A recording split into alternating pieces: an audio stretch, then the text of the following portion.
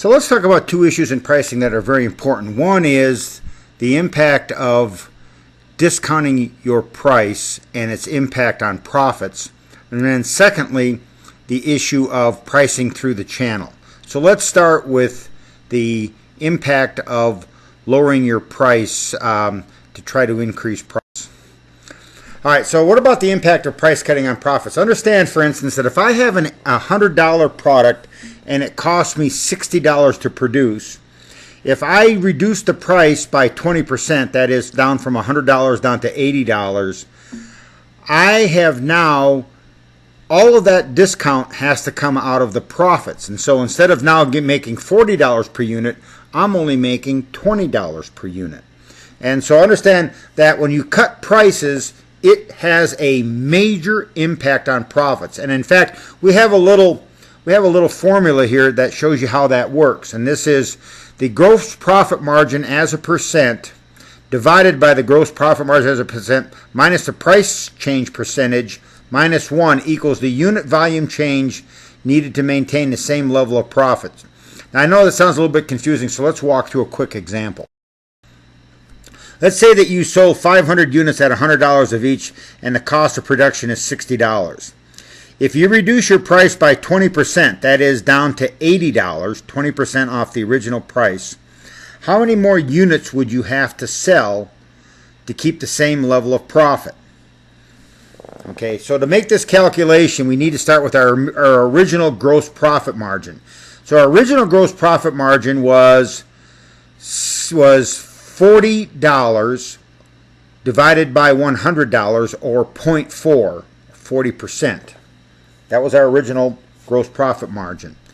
If you reduce the price by 20%, that is down to $20, then we take our original gross profit margin, 0.4 or 40%, minus the 20% discount or 0.2% or 0.2, and then take that number and minus it by 1. So if we take that, you'll notice that it's 0.4 over 0.4 minus 0.2, or 0.4 over 0.2, or 2 minus 1, or 1, which means that if I reduced my price by 20% down to $80 from $100, I would have to double my sales, increase my sales by 100% or double my sales to get the same amount of profits.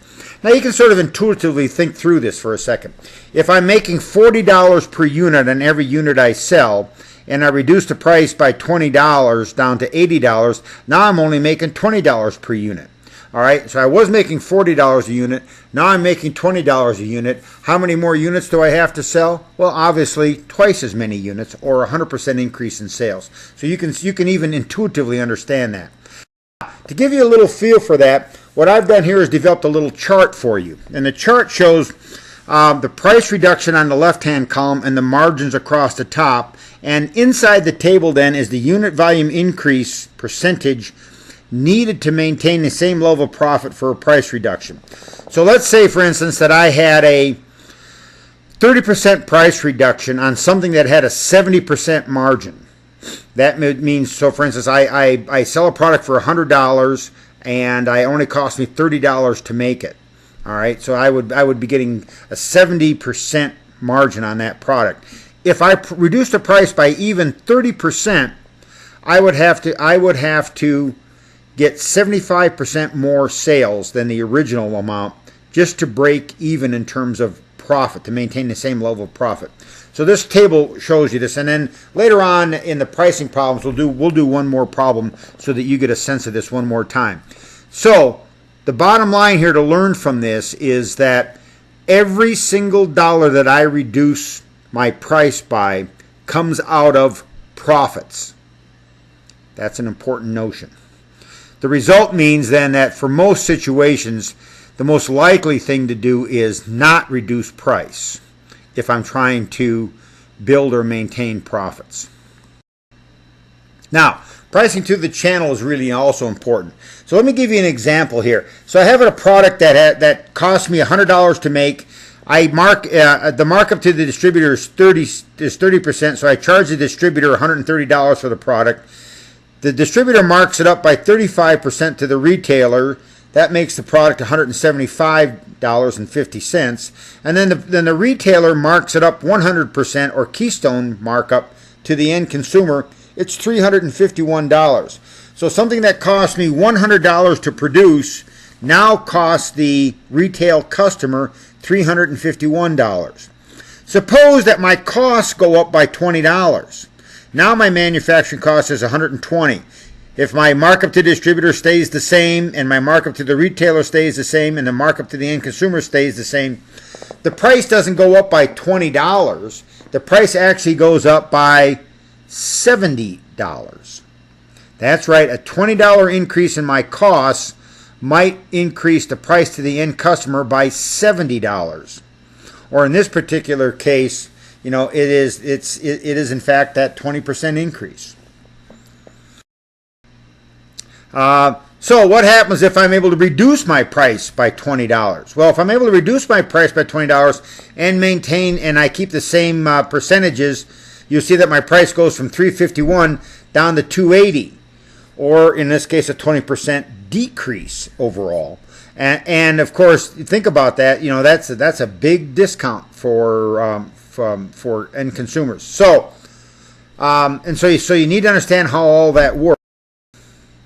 Lessons to be learned about pricing through the channel. One is the effects are multiplicative. All right, and so when I start reducing price or increasing price, everybody in the channel has to move that price along, that price increase along, and so the effects are multiplicative. That is, they increase multifold.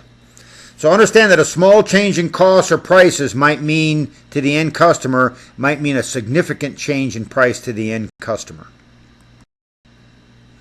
Now, here's an example of selecting a final price through the channel. This is a Ping golf club example. All right, and so I go to the store and I say, these Ping golf clubs cost $800. That seems like a lot of money. How did we get to that number? Well, the manufacturing cost for the Karsten company, which makes the golf clubs, might only be $200.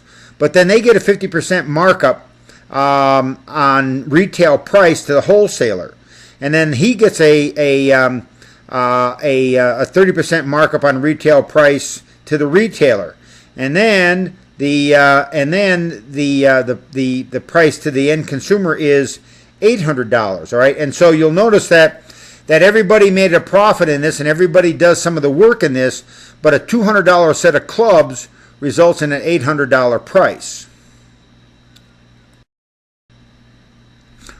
Last thing we want to talk about in this section is making special adjustments to the list or quoted price. One of this is the notion of price discrimination. That is, we might adjust price based on age. For instance, we have a senior discount at the we might have a senior discount for our products or something like that. That's called price discrimination. Sometimes price discrimination is legal. Many times price discrimination is not legal.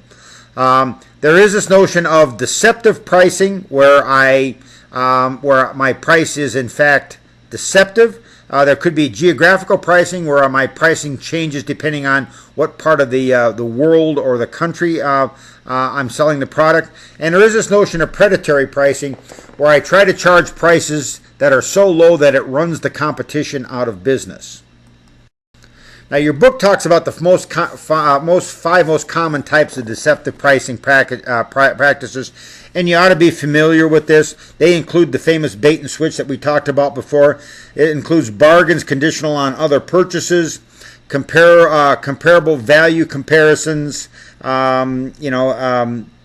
and comparisons of with suggested prices, and then former price comparisons.